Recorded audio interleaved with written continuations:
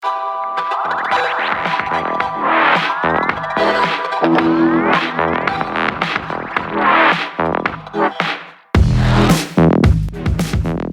and welcome to all the beautiful souls out there who are tuning in today. I'm Coach Remy here, an entrepreneur, author, and a coach. And today we will have with us here someone special. If you have chronic fear of public speaking, or even you're a non-native English speaker, you might want to meet this special person here.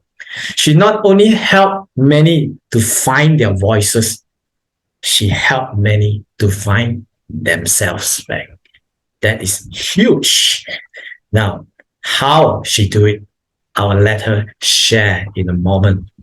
Through coaching, people has benefited a lot from the way she coached, from the way she helped to build up her person's self-esteem and all that. So without further ado, I would like to welcome our coach, Monica. Well, Coach Monica, could you please share a little bit more of yourself to our beautiful audience out there? Thank you, Remy. What a great introduction. I'm very warm. You just warm my heart with what you're saying. So I feel really special. And it's true what you're saying, that my big mission, ambition is to help people to break the fear of public speaking, in particular people who are non-native English speakers, because I found that it was a barrier for me to become more confident in a second language. So one of the things that have really motivated me to and inspired me to do this is because of my own journey. So when I came here to Australia almost 16 years ago, I came to study a master's degree, and then I entered to the corporate life, and it was a very stiff curve. I became very shy, and I wasn't able even to speak in a meeting room. And I learned with my experience that a lot of people had the same fear. I learned that the problem was within myself, and the solution was also within myself. I just needed tools to break through and being able to share my voice, my story, stand up for myself. And I did a lot of inner work and introspection to realize that. And through a lot of training and mentors and coaches that I have had along these years, I was able to become a coach myself. Hence, it's very easy for me to identify people who have that fear. When you talk to them one-to-one, I think everyone has a story to share, but you find people very intelligent, very great and creative in ideas. It's just that lack of confidence in a second language that sometimes prevents you to say it in a meeting room. Sometimes you worry about your accent. Sometimes you worry about the lack of vocabulary. There are many fears that you have of judgment of people, what they're going to say about the way you speak, the way you pronounce things. And sometimes people laugh at you, and that really takes away your confidence.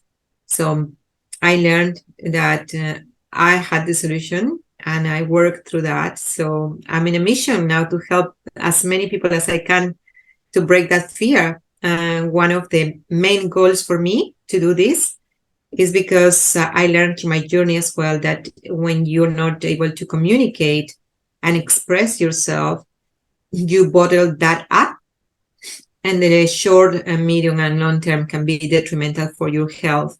And by that, I mean your mental health, your emotional health, and your physical health. So many people who have migrated, for example, to another country, and for example, Australia, 1/3 of the population are migrants. And the other third of the population is first or second generation of migrants. It's only 1/3 that is more than 2 or 3 generations, and including Aboriginal people. So we are a majority. Sometimes we feel a minority, but we are a majority. So Uh, I found a lot of people that can have mental health issues because they don't find themselves. It's emotionally is one of the biggest challenges that you have in your life. It's considered migration, divorce, and the loss of a child. So imagine how huge it is to move to a new country, a new language, a new society, a new everything. So mm, yourself sometimes can get in shock, right? Like when somebody Yes. dies. So healing that, and it's a long journey, and a lot of people cannot make it. A lot of people attempt suicide or just suicide because of that. So my mission is in the long term is prevent that, because it can erode your mental health. Other people can be depressed and live depressed all their lives because they just didn't find themselves in another country.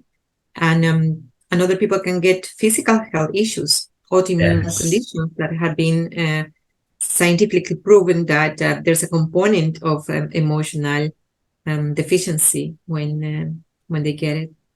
So Wow. that's more or less what motivates me. Wow, that was a beautiful story that you shared, Coach Monica. Mhm. That brings me to an area of the Coach Monica. Do you mostly work with like what you shared just now, like those migrants that came over to Australia's and all that, or people that mostly reach out to you in terms of for coaching them in areas of like this public speaking? Are they mostly migrants who came to Australia's, or is it that there are some other groups that you mostly work with them? Look, I think that public speaking is one of the skills that we most need these days. So my coaching is not limited. Perhaps it's focused and orientated into the majority of people who are migrant, but Mm. anyone, even English, it's your first language. You maybe are not used to share. Maybe you bottled up your emotions and you weren't taught to express them. Hence, you have that inability to be confident with other people around, or even though when your work requests you to present to an audience, just do a presentation and talk about your topic at work can be can create a lot of anxiety. So Yeah. when you feel that in your body, in any part of your body, in your stomach, in your heart, and your heart rate is racing, and you just feel the blood going to your face, and it can prevent you to share your message because it just closes and shuts down your front cortex.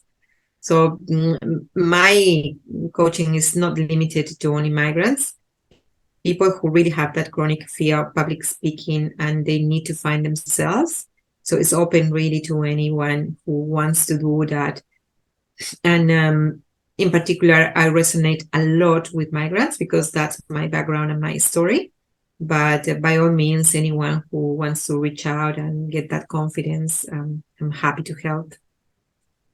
Well, Coach Monica, if I was someone who all this while have this fear of public speaking, for example, or even doing a presentations to a group of even among colleagues, or even within a small group of people in my company. So if I were to come to you and engage you as my coach, how or in what way can you help me to break through that fear of mine so that I'm able to stand, and to present as naturally and confidently as I can, Coach Monica? That's a great question, Remy, and thank you for asking that. Um, in my experience, what I did, it was a combination of several skills that other people taught me. So I did effective communication in a second language. I did assertive communication courses at the Australian Institute of Management. Mm. And as a coach as well, I taught in self-leadership during my studies. And another thing that I have been doing around 9 years already is Toastmasters. And I became a distinguished Toastmasters, which is the highest level of achievement in that institution. And for me, even being able to compete in contests in a second language when I was only trying to speak, my voice, it was beyond my expectations. But it made me realize that following a process and a system, I can do it. So those 9 years of experience practicing, developing myself, doing introspections and learning, I combine them in 4 levels in my coaching. So I have level 1 that is made of 10 modules where I help you to become a competent communicator. And my second level, you can choose the path. Once you are competent and you have the basic things in order to communicate yourself, then I go to the next level, which is level 2, my advanced communicator. My level 3 is a master communicator, and my level 4 is a professional communicator. So I'm going to go back to level 1 and explain a little bit further. What we do there is the 10 modules, along with 3 major coaching sessions. That's in the packages that I offer. And my coaching sessions are to help you to manage yourself with those fears, because majority of the time those fears can be for you or for anyone else like surface level, but deep down, and there are more issues that we need to uncover. So these 3 sessions touch on your inner child and making a journey to heal that inner child. The second coaching session is about gratitude, and the third one is about forgiveness. These 3 complement ideally, in an ideal way, the 10 modules, because in the 10 modules, there are practical ones that I teach you from introducing yourself, giving a structure of your speech, how the 3 parts are very important: the intro, the body of your speech, and then the conclusion and a summary. So you can deliver engaging speeches. Along the modules as well, I go one by one, helping you to learn strategies as the nonverbal communication, which is 93% of what you say. So normally it's only 7% what you say. The 93% of the rest is how you say it. And that involves your body language, your facial expressions, your eye contact, your hand gestures, that energy that your audience is going to feel even before you start speaking. So we develop one by one all of them. And by the 10th session, you are able to deliver a keynote speech of 20 minutes. So you can deliver anywhere, at work, in a social environment, or a commitment that you have. You can speak at a wedding and things like that with that. But public speaking is not something that you're going to learn overnight. It's something like any new habit that is going to take you to do it bit by bit and practice. So that's the beauty of my modules, that they are tailored to where you want to go, what you want to get. And with that, you achieve all these bits and pieces until you're able to communicate effectively by the end of the 10th session. And that is the basic level where my commitment is to get you to deliver a 20-minute keynote speech. From that comes my level 2, where it's advanced, and you can specialize in any type of speeches that you want to deliver according to the work that you do. You might want to do it in a professional environment. You want to maybe become a storyteller, and all the modules orientate you to achieve that goal. Level 3 it's even more specialized because it's a master level, and in there you are able to deliver speeches in a work environment, address an audience, guide a team, and being able to motivate people and engage them in a way that you're going to become the leader that you want to be. So either you're in a managerial position, not necessarily means that you're a leader, not necessarily means that people are going to follow you because you inspire them. Sometimes the managers just are followed because you have to, right? And not all managers are leaders, but there are leaders that not necessarily are managers, and you just see them, you get inspired by those people and you follow them because you trust that they are doing the right thing. So that's my level 3, my master communicator. And the level 4, it's an even more specialized set of modules where you can live from this. So if you want to become a professional public speaker, live from this and get paid from this, you can do TED Talks, you can advertise yourself as a public speaker because you have mastered this. So level 1 up to 4, for me, in a nutshell, is like helping you to build the muscle. So I cannot ask anyone to deliver a speech overnight. It's like you go to the gym and you've been asked to lift 100 kilograms in one go. And it's the first time you're in a gym. So you're not Yes. going to be able to do that, right? But if you Yes. start like 2 kilos or then 5, then the next week you go to 8, 10, the next month you'll be lifting 20. And in 6 months, probably you're going to be able to lift the 100 kilos. So it's progressive. And the more you do it, the better you're going to get at. So that's how I help people. It seems like a lot of steps, layer by layer, a person can grow to become not only as a great speaker, like what you mentioned, in terms of their leadership qualities matters, right? Yes. Yes. So you brought up a very interesting point just now, which I heard is that the inner child part of a person that affects a person in terms of their confidence or the way they present or when they talk in public. So for a layman that don't really understand what do you mean by inner child and how can a person's childhood sort of like influence a person's confidence level and so-called their skills and all that when they present themselves to the public. Can you please enlighten us more on what do you mean by that? Yeah. Sure. Love the question. And I will summarize in this way.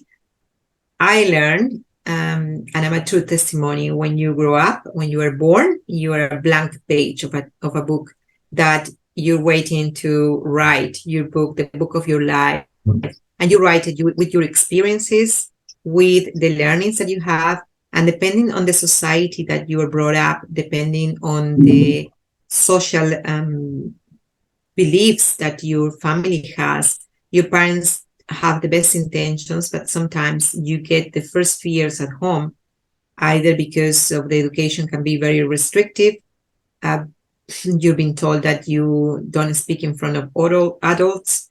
Your majority of people, and there's studies about these, that at certain age break of population have been raised in majority of the societies with that fear. And that's very understandable because our parents were brought up after the wars, World War One and World War Two, and there was a very military side, military upbringing, right? When you have the general and you have the soldiers, and everyone does what the general decides. So that was brought to the families. So the father figure was the one that commanded everything, and everyone followed. And at that time, women didn't have a role like nowadays they have, that is more active and proactive. So in that sense, many children were raised in the sense that we need to respect people just because they are the parents or he is the father, right? Not because that's a role model or an example. And I'm not saying, and this is with all the respect to parents, I'm not saying that they did a bad job. Everyone makes mistakes. And at that time, there wasn't the knowledge that it was so detrimental for mental health.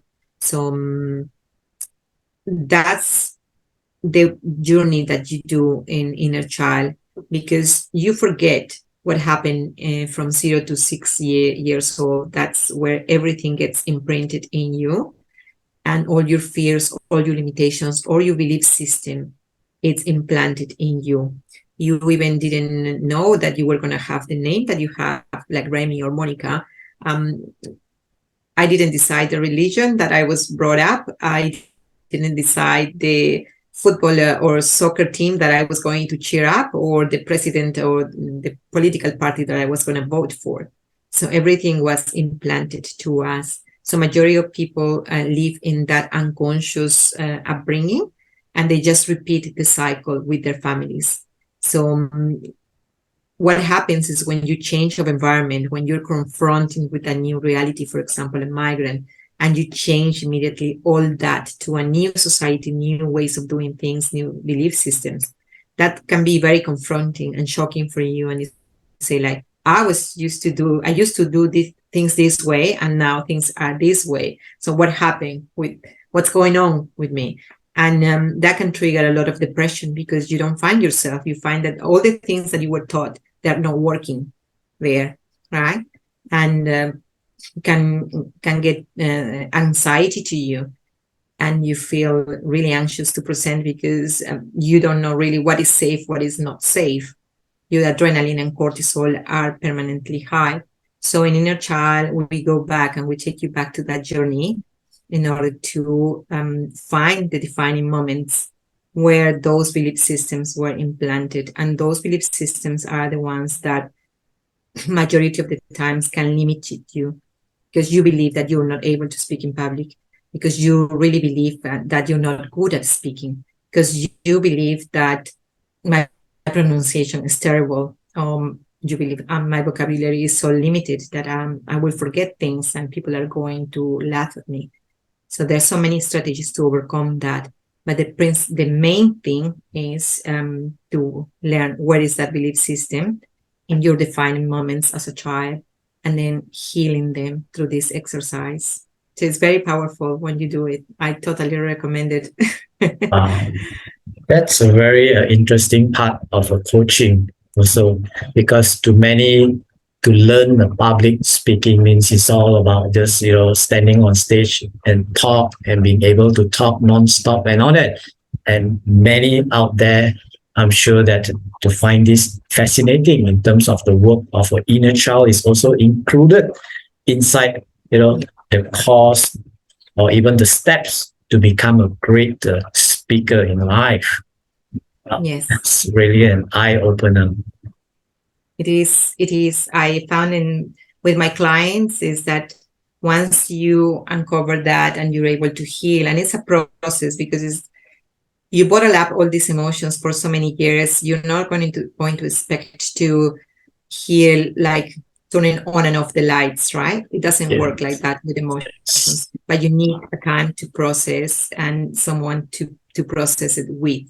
The best person to do it is with a coach, because we know the guidelines. We have been there, we've gone through Yes. that, we learned the ropes, and now we apply them with the clients, because it works. And the more you do it, you see that it works really. And my clients who have done the journey are true testimony that can heal them, and you become another person because you take the time to work in yourself. And that's basic. And from that, you start flourishing in public speaking, because all the other skills, you can learn them even in YouTube, you know, Yeah. how to address the structure of a speech and all that. But Yes. of course, a coach has a personalized touch, and I give what I have learned, what it has helped me, especially as a migrant, And when I was able to present and say, like, what happened to me? I don't prepare this topic. You just tell me, what do you want me to talk about? And then I go and I just give it my flavor and my energy. And all of a sudden, people tells me, "Oh, how long did it take you to prepare that?" And I say, "Yeah, some time, but I just made it up in that minute." So you get that to the 100 kilos after you've done a lot of work. Yeah. Well, which brings me to many times I was being asked also. They say, well, Coach Remy, in order for me to present well, what are the parts of the preparations that I need to do? I was being asked that many times, especially when it comes to, through your experience, Coach Monica, when a person asks you, well, in order for me to present well or to talk well in public, which one is more important, the content or the story? Look, it depends of each speaker. Not all the speakers have the same level of experience. So I would say for a person who's starting and doesn't have any confidence at all, they need to do the groundwork, right? And in terms of delivering speech, there are two basic components for me. It's the content and the delivery. Storytelling is a way to deliver your content, but the structure of your speech is very important. So you really, if you wanna, and this is just a tip for everyone, when you wanna give a speech, you need basically a punching introduction, whatever is the title that you're going to speak, even if it's about you. Anyone can say, hi, I am Monica Malaga, or I'm Remy, and so on. But for example, you could start with a punching line like, have you ever thought that you need to find your voice in order to express yourself? It's a different way to present it instead of saying, I am a public speaker and I help you to find your voice, right? And those things can make the difference with an introduction. And in the introduction, you normally refer to the title of the speech, and that one is linked to the body of the speech. In the body of the speech, you decide, for example, to talk about the power of three. Normally, no more than three concepts, because of the span of attention of people is very short, especially these days. So if you don't have a punching line at the beginning and have a very good structure of three key points, you're going to lose people. You're going to be in with an audience, and half of them probably are going to start thinking about other things, or they're going to take a look to the phone, and other people are just going to zoom out because your content is not attractive. So I always recommend that. For example, if I talk about myself, I would say in my introduction, like I said, have you ever thought that finding your voice is key to express yourself and unleash your story to the world? I'm Monica, public speaking, and I help you to do that. For that, I'm going to tell you my story. Then I go to the body of the speech and I say, this is me before, this is who I am today, and this is who I will be in the future. So I talk three parts, the before, the now, and the after, right? And that goes along with my body language as well. In the closing, which also is important, and you tied up all the points that you have touched in the body of the speech, and you close normally with something that is relatable to your introduction. Then I could talk, I do my problems like this and this, and then I help you to find your voice. And the title of my speech could be, finding your voice. But in the structure of the body, you could introduce the storytelling, and that's a very good technique that is always recommended, because if you talk about the before, you can talk about who you were before migrating, what were the things that you used to do. You didn't have any issue, for example, in public speaking in your own language, but when you came here, you were confronted and then you became very shy, right? So now you have overcome those fears, you're able to speak in public. How do you see yourself in the future? I see myself helping hundreds and thousands of people to break that fear, right? So that gives the storytelling technique. It's a very, very good technique. A lot of leaders are starting to use that because it's very engaging. Who doesn't like to learn, this person had these issues and they overcome that one? If they're able to do it, why not me? Right? Yes. Wow, seems that storytelling is a very, very powerful tool if you use it the right way to Yes. right to deliver your message across in a like what you share in a punching way to your audience. Yes.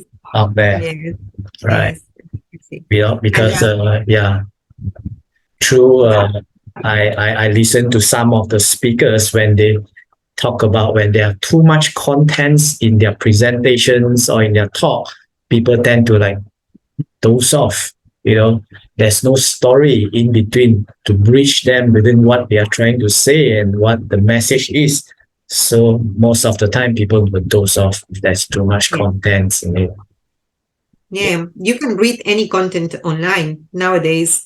If it is Yes, about reading content, you will find it everywhere. There's too much information, but the way that someone presents, and that's another thing that when I talked before, it was about the structure of the speech that you can use yes, storytelling. But the other powerful thing is the delivery, and the delivery involves all the 93% that is your non-verbal communication, and in that is your facial expressions, your eye contact, you're not losing contact with your audience. Yeah. Online is different. You have only your camera and you have to look at the camera just to be in contact with your audience and don't lose them.